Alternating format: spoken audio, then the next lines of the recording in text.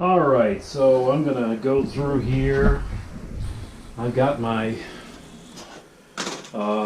Tiffin Allegro Chevrolet equipment and chassis manuals, as you can see here.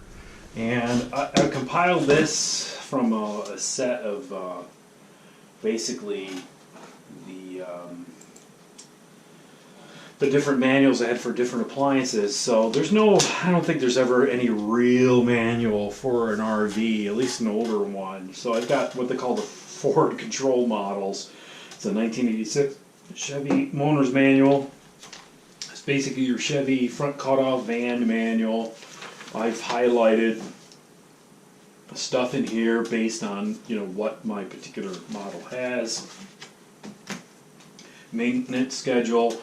I pulled up an old Onan, electric generating plants manual because I thought it would be useful for me for some of the older models and some of the diagrams in it. And this is all research I've done on the interwebs as well. And so, I've gone through, there's some troubleshooting stuff. A lot of it is you have to kind of look at it and based on what you know, how your appliances are set up, what they are. You kind of go through this, and some of this stuff is relevant, some of it is not. I do have a points ignition system for my gen set, so some of the things that are here are applicable even to the with the older gen sets that are here. And of course, I'm trying to put this through without it catching on here. But so there's general maintenance stuff, which is handy. Then we get into the, this is mine, right? This is the Onan BFA gen set. This is my parts manual, which is awesome, because it gives me all the bits I need. A lot of stuff's just not available anymore.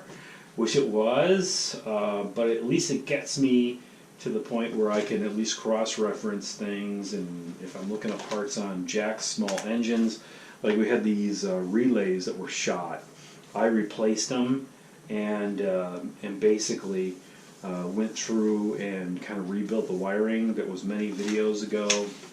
And so, we get through there, and there's just things like that. And then there's these parts and service directory. Don't know how relevant that is anymore. Gosh, it's bigger than the Onan parts manual, but it gives you all the relative dealers that were around at the time in the 80s. So let me get into the Dometic RM 2800. This is a spare parts list, which is, again, invaluable for what it is that I'm trying to do here. It gives you every little, all the trays, it gives you pretty much everything. And I'm going to go back in here. That was number 9. I looked at this and I thought, wow, that's an ice tray. And I looked at it and like, oh, there's a box, okay.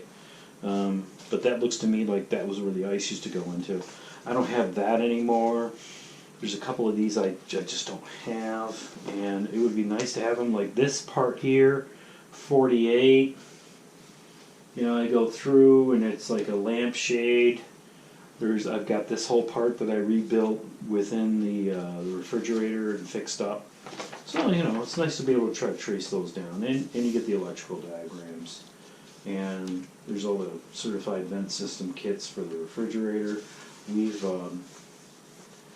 done those as well, but it gives you the wiring diagrams for the different refrigerators, and it helps out quite a bit when you're trying to diagnose things. So, and again, we've got the diagram for there's the thermostat switch. We've got the igniter, which I completely replaced. That's this unit here.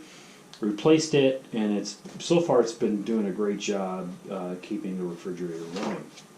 So you get into other stuff for the Chevy, just warranty stuff, things like, okay, here's how it's set up, here's what you need to do. I'm going to try to get through that. The Atwood water heaters. And again, I've got a drop box thing here. There's a Wedgwood. I believe this is my cooktop, my Wedgwood cooktop, which I still have, the stove, as somebody wrote down. I've got the furnace, which I have kind of altered a bit. Not a huge deal. It's an NT30S, which I'm running, and it works very well. Again, this gives me the parts. I've got the Marshall brass manual, which works for my LP tank. And then we get into little things like, oh, I don't know. That's not particularly for this one. This is more of, again, more for the propane tank. But we get in here, and of course, that's the cruise control, which I've never used. I've never dealt with. I might do that at some future video. I don't know. But then we get into things like this. Okay, there we go. So we've got located behind propane tank. So it's behind the propane tank, and yeah. So this is the fuel pump, which I had to replace a few videos ago, and it was good to have this diagram because it helped me know where it was installed. And we get into stuff like the air conditioner, the brisk air. I think we're going to do a video soon of this being replaced, or at least relocated back. And I've got the brisk air, not the sun chaser. I might put this in the back and put the Dometic unit in the main location of the cab. But you know, we get in here and there's stuff I've had to basically rephotocopy. These old Manchester tank specs. The pamphlet that was here, it's here, still back there, but it's in such bad shape. I don't know, age or what have you. And I just said, you know, I'm gonna just redo it. Got the radio, which is still there, works great. It's there. Haven't pulled it out yet. Again, there's the old Manchester tank specs here. I think that's what they are.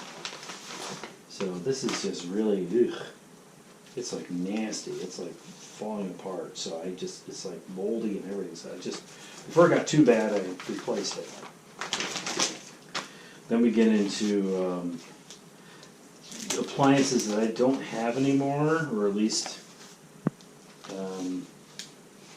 haven't messed with too much. But this is, again, I think this is the furnace unit. It's an optional furnace unit, but I've kept it because I want to keep all the diagrams. It's had some fluid spillage on it, but I keep it in here. And any new stuff I get, I put in this binder. Anything I do to upgrade, I'm going to put it in the new converter unit. The converter unit from the original RV was never in here, and it's unfortunate that it wasn't. But I'm going to put the new converter unit, the Boondocker unit that I bought and purchased and installed. I'm going to put that in here as well, just so I have a complete manual here for my my RV. And so that's what I've been doing. You know, did one for the binder side, did it for the front, and I think that any RV owner, as you go along and acquire knowledge and everything, I think it's wise to put together a manual, an actual manual that has everything in it that you're dealing with, any products you install. I'm going to put some of the specifications for the gauges and other things I've put into the rig. And so if the next owner comes along, they're going to have at least as much information as they can in order to diagnose and work on the rig. So again, we get a lot of requests for, hey, you have the manual for, you know, an 87 Tiffin Allegro. Well, there really isn't any. It's just the collection of stuff that they've installed, and they've been nice enough to provide you with additional information like the fuel pump and things like that. I would have really liked if manufacturers would give you a wiring diagram of your rig. It certainly would help, or other subsystems like freshwater tank, things of that nature. The plumbing runs would be awesome too, so you know where the plumbing's going. I'm going to be doing those just, you know, based on my past professional experience. I'm going to be doing diagrams of those, so folks later on, if they need to figure out where things are, what's hooked up to what, they'll be able to take care of it. So, anyways, want to at least let people know about, you know, RV manuals and the reality behind them.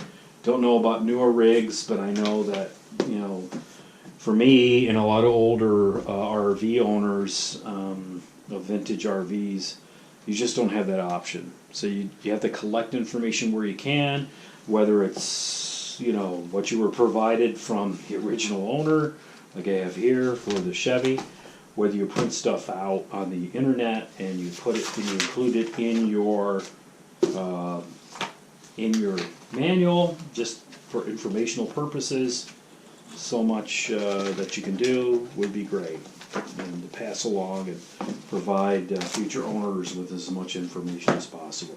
So everyone have a great time here. It's been a weird couple of months, but for anyone out there, as I say always, happy, safe, and healthy RVing.